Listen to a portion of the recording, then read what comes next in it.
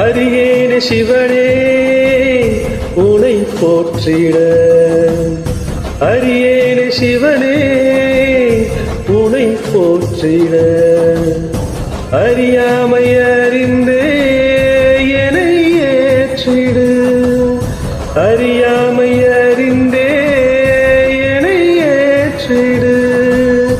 உன்னுள்ளே என்றும் வாழ்பவனை, மாயத்தின் வாயில் வீழ்பவனை நீயே காப்பாற்று.